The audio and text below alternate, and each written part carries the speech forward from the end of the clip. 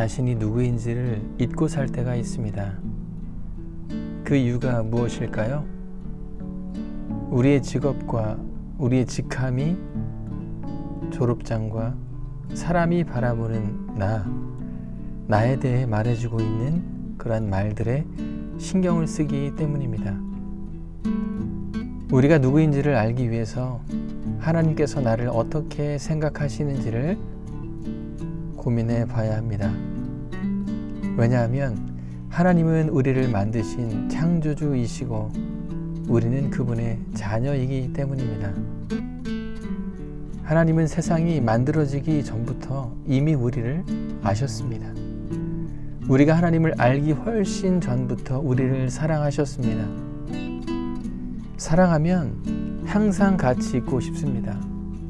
항상 상대방의 샴푸의 향기, 향수의 냄새까지 기억하고 싶어집니다. 심지어 얼마나 사랑하면 몸에 이 알파벳 이니셜로 이름을 새기는 사람이 있습니다. 그런 모습을 볼 때마다 걱정이 됩니다. 헤어지면 어떻게 하려나. 제가 대학교 때 차 뒷면에 알파벳 이니셜을 붙인 차들을 자주 봤습니다. JY, 하트, CH.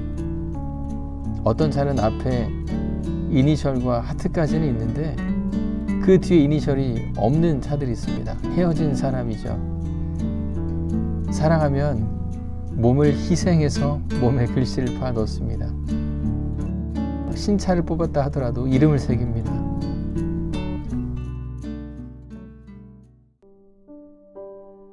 하나님이 우리를 견딜 수 없을 만큼 사랑한다고 하십니다. 심지어 우리를 절대 잊을 수 없다고 자신의 손바닥을 파서 우리의 이름을 새겼다고 하십니다. 이사야서 49장 16절 말씀에 내가 너를 내 손바닥에 새겼고 라고 하십니다. 세상은 얼마나 성공했느냐, 얼마나 힘이 있느냐에 따라 사랑의 기준이 됩니다. 사랑받을 만하다고 말합니다. 많은 가수들이 있습니다. 아이돌이 되기 위해서 수년을 준비해요. 땀을 흘립니다. 노력합니다. 그런데 그들이 하나같이 하는 말이 이거예요. 땀은 배신하지 않는다. 그런데 땀이 배신한다는 거죠. 자기들에게는 적용이 안 된다는 거예요. 왜냐하면 수많은 사람들이 땀을 흘리고 아이돌이 되기 위해서 준비하기 때문에 한 달에 100개에서 200개의 아이돌 그룹이 만들어지지만 이 팬들에게 사랑받기 위해서 그토록 수고하지만 정말 이 팬심, 팬 사랑을 선택받은 사람은 많지 않다고 이야기합니다.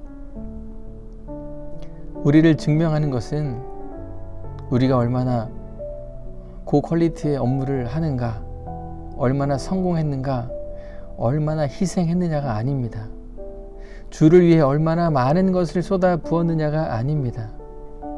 그런데 우리가 착각할 때가 있어요. 주님을 기쁘시게 하기 위해서, 사랑받기 위해서 내가 뭔가를 해야 한다 라고 생각합니다. 그런데 여러분, 하나님은 부족하신 분이 아니십니다. 부족해서 우리가 채워드려야 할 대상이 아니라는 말이죠. 하나님은 자신 스스로가 충만하신 분이세요.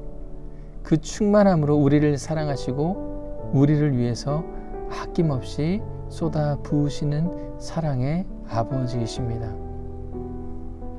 우리가 해야 할 것 한 가지가 있어요.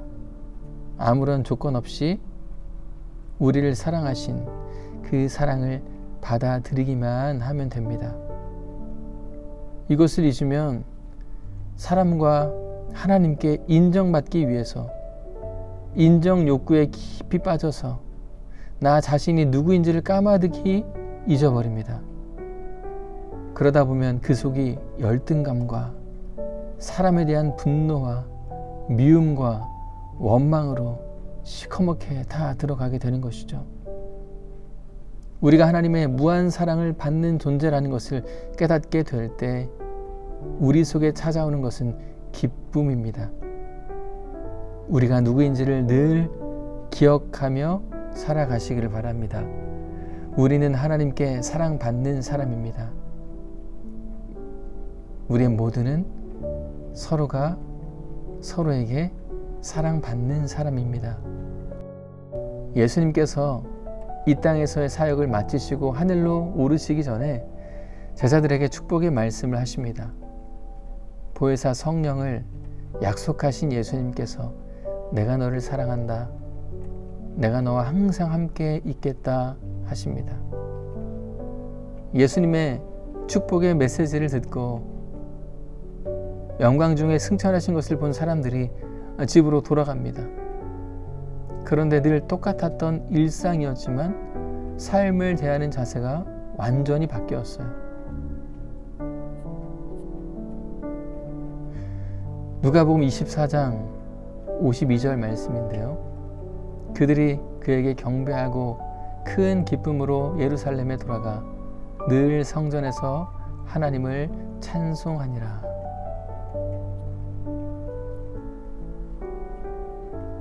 늘 똑같았던 일상이었는데요. 큰 기쁨으로 돌아가서 하나님을 찬송하며 삽니다.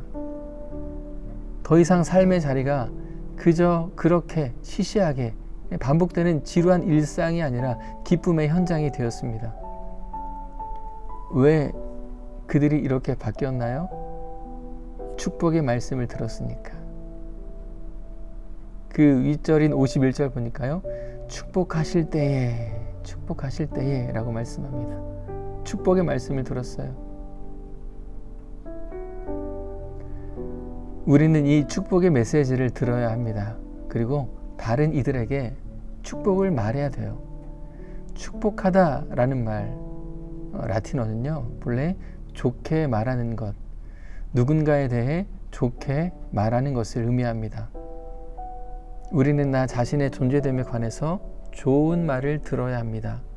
너는 사랑받는 사람이야. 하나님은 너에게 복을 주고 계셔. 너는 가장 소중한 사람이야. 이 말이 우리의 정체성을 깨닫게 합니다. 이것을 알게 되었다면 나 자신이 누구인지 모르고 기쁨을 잃고 사는 그러한 사람들에게 축복의 말을 통해 정체성을 일깨워 줘야 합니다. 하나님은 너를 정말 많이 사랑하셔. 내가 어디에 있든지 하나님은 너를 지키고 계셔. 하나님의 모든 사랑이 너의 안에, 너를 향해 있어. 너는 모든 사람에게 사랑받을 만한 사람이야. 이 축복의 메시지를 우리 자녀들에게, 또 우리 배우자에게, 주변 사람들에게 많이 말하시기 바랍니다.